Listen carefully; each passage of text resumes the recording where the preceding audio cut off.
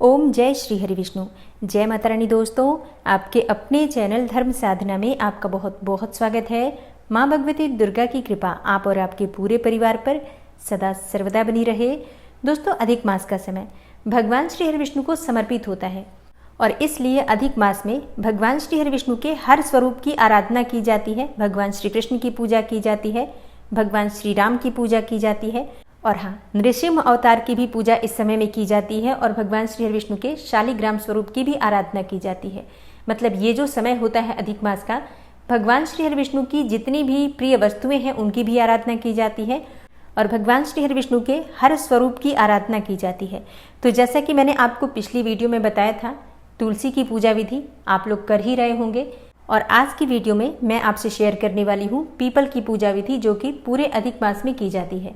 रविवार को छोड़कर बाकी के हर रोज पीपल की पूजा इसी प्रकार से करनी चाहिए, क्योंकि भगवान श्री हरि विष्णु के जितने भी प्रिय मास हैं, जैसे कि कार्तिक का महीना या फिर वैशाख का महीना, माघ का महीना, पौष मास जिसमें स्नान किया जाता है, ये सभी महीने जो भगवान श्री हरि विष्णु को समर्पित होते हैं, इन महीनों में पीपल की पूजा, तुलसी की पूजा विशेष रूप से की जाती है, पूरे महीने की जाती है। तो बहुत से ऐसे भक्त हैं जो कि प्रतिदिन पीपल को सींचते हैं, पीपल में जल देते हैं, पीपल की परिक्रमा करते हैं, मतलब रविवार को छोड़कर बाकी के प्रतिदिन। लेकिन बहुत से भक्त हैं जो कि नहीं कर पाते हैं। कोई बात नहीं, अगर आप हर रोज नहीं कर पाते हैं तो भी शनिवार के दिन तो जरूर पीपल की पूजा कीजिए। कुछ विशेष विधि जो मैं आज आपसे शेयर करने वाली हूँ, इस विधि से आपको पीपल की पूजा करनी है।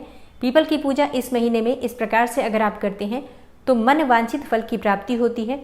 हर प्रकार के बड़े से बड़े पितृदोष से आपको मुक्ति मिल जाएगी।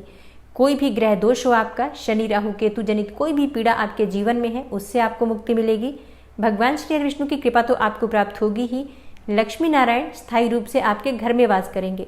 मतलब आर्थिक तंगी हमेशा के लिए दूर हो जाएगी। और हाँ, सिर्फ आर्थिक तंगी ही नहीं, जब भगवान श्री हरि विष्णु और माँ लक्ष्मी की कृपा आपको प्राप्त हो जाएगी तो घर में कोई समस्या रह नहीं जाती है। और हाँ, पीपल की पूजा करने से पितरों की आत्माएं तृप्त होती हैं। पितर आपको आशीर्वाद देते हैं तो पितृदोष तो समाप्त होते ही हैं। इसके साथ ही आपके रुके हुए जितने भी कार्य हैं, हर कार्य पूर्ण होने लग जाते हैं। शनि देव की कृपा आपको प्राप्त हो जाती है तो आपके हर कार्य जो विलंबित हो रहे होते हैं, या फिर शनि की 7.5 से ढैया से आप परेशान हैं, शनि की गोचर से आपको कष्ट हो रहा है, तो आपको इस प्रकार के कष्ट से मुक्ति मिलती है। और किसी भी प्रकार के ग्रह दोष समाप्त हो जाते हैं जब आप पीपल की पूजा करते हैं। तो किस प्रकार से आपको पूजा आराधना करनी है, प्रतिदिन आपको किस प्रकार से करनी है, या फिर शनिवार को आप किस प्रकार से करेंगे, हर जानकारी आपको आज की वीडियो में मैं शेयर करने वाली हूँ। तो वीडियो बहुत महत्वपूर्ण है, पूरा ज़रूर देखिए। अच्छी लगे वीडियो तो लाइक भी ज़रूर कर दीजिए, क्योंकि आपके लाइक्स, आपके कमेंट्स मेरे लिए बहुत महत्वपूर्ण हैं, क्योंकि यही एकमात्र जरिया है जिनसे मुझे पता चलता है कि आपको ये वीडियो अच्छी लगती है और आपके लिए ये वीडियो उपयोगी है। तो अच्छी लगे वीडियो तो लाइक तो ज़रूर ही किया करें। इसी के साथ कमेंट बॉक्स में माता रानी के नाम का जयकारा भी ज़रूर लगाएं। इससे आपको सकारात्मक ऊर्जा की प्राप्ति होती है। और अगर आपका कोई भी सुझाव हो, कोई भी प्रश्न हो या कोई भी विशेष वीडियो देखना चाहते हैं तो उसके लिए भी कमेंट बॉक्स में ज़रूर लिखें। और चैनल पर पहली बार आए हैं, अगर अभी तक आपने चैनल को सब्सक्राइब नहीं किया है तो आज की वीडियो अगर आपको अच्छी लगे तो चैनल को सब्सक्राइब करके बेल आइकन को ज़रूर प्रेस कर लीजिए। इससे ये होगा कि इस चैनल पर जो भी नई वीडियो अपलोड होंगी उनकी नोटिफिकेशन आपको सही समय पर प्राप्त होगी।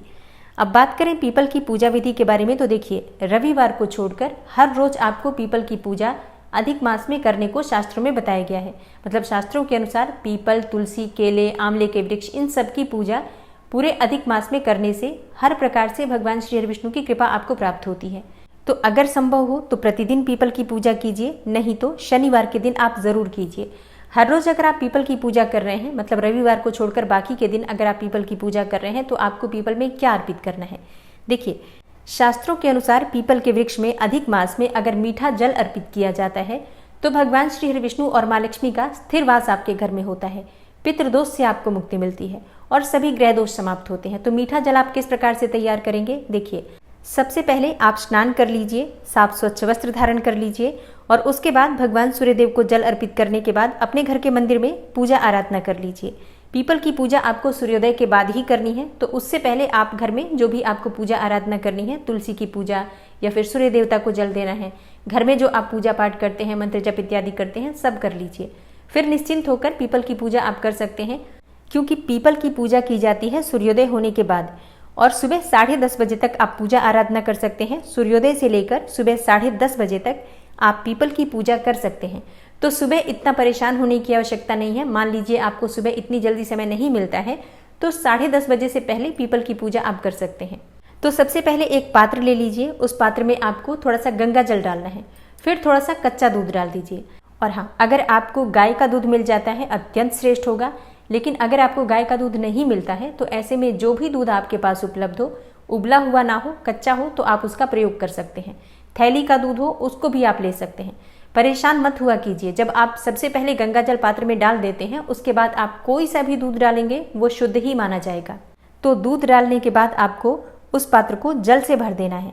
इसके बाद उसी पात्र में आपको थोड़ा सा शक्कर डालना है, चीनी डाल सकते हैं, मिश्री डाल सकते हैं, शहद भी चाहे तो डाल सकते हैं या फिर गुड़ भी डाल सकते हैं। मतलब जो भी आपके पास इनमें से उपलब्ध हो वस्तु उसी का प्रयोग आप कर सकते हैं। मीठा जल हमें चढ़ाना है तो कोई भी मीठी वस्तु आप उसमें डाल सकते हैं, कुछ ना हो तो बताशा भी डाल सकते हैं। बस इतनी ही चीज़ें आपको हर रोज़ पीपल के जड़ में अर्पित करनी है। मीठा जल आपने तैयार कर लिया, इसके साथ आप चाहें तो धूप दीप इत्यादि ले सकते हैं, पुष्प ले सकते हैं। भोग के लिए आपके पास अगर कोई वस्तु हो तो ले सकते हैं, नहीं तो शक्कर या फिर मिश्री इत्यादि भी ले जाइए। किसी भी वृक्ष की या किसी भी देवी देवता की हम आराधना करते हैं तो उसमें भोग अत्यंत आवश्यक होता है, इसलिए घर से कुछ भी मीठा जरूर लेकर जाइए। पीपल के पास जाकर आपको पीपल के वृक्ष को प्रणाम करना है। सभी देवी देवताओं का ध्यान कर लीजिए, अपने पितरों को स्मरण कर लीजिए, भगवान शनिदेव को भी ध्यान कर लीजिए और लक्ष्मी नारायण का ध्यान करके पीपल की जड़ में आपको ये जल अर्पित करना है। फिर धूप दीप अर्पित करना है।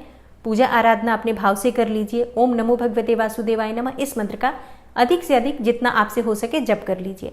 हर रोज आप पीपल की परिक्रमा कर सकते हैं और पीपल की परिक्रमा आप 4 बार कर सकते हैं, चाहे तो 7 बार भी कर सकते हैं।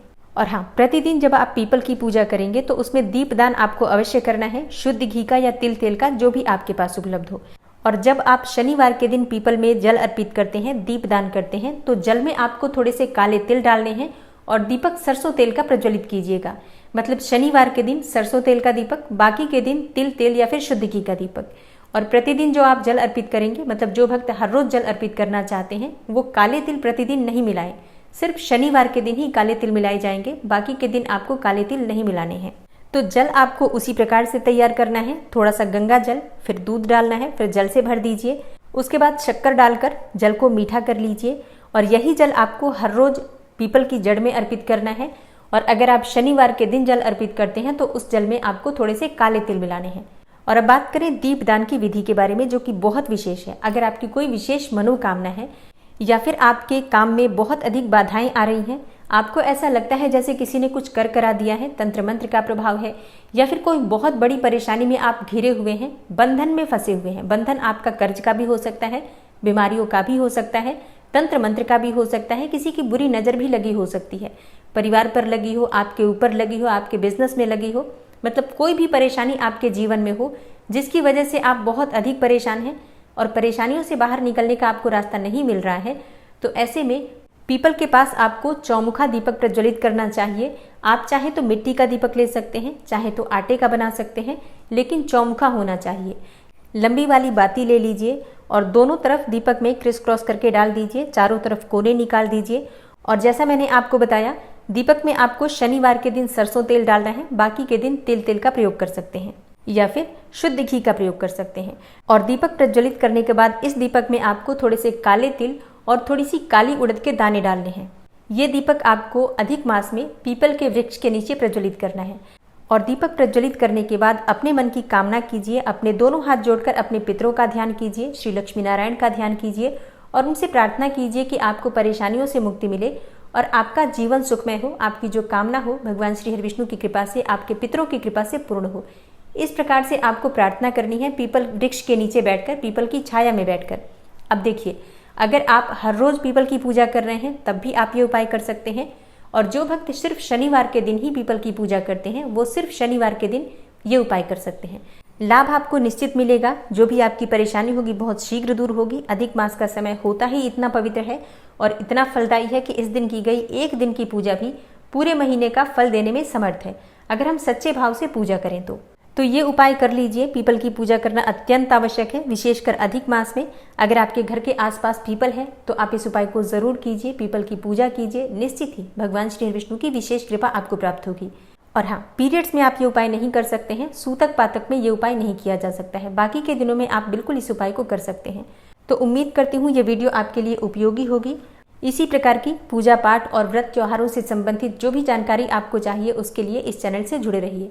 और हाँ, प्रतिदिन शिव पुराण की कथा इस चैनल पर अपलोड होती है, ज़रूर सुना कीजिए। मिलती हूँ मैं आपसे अगली वीडियो में, तब तक के लिए नमस्कार।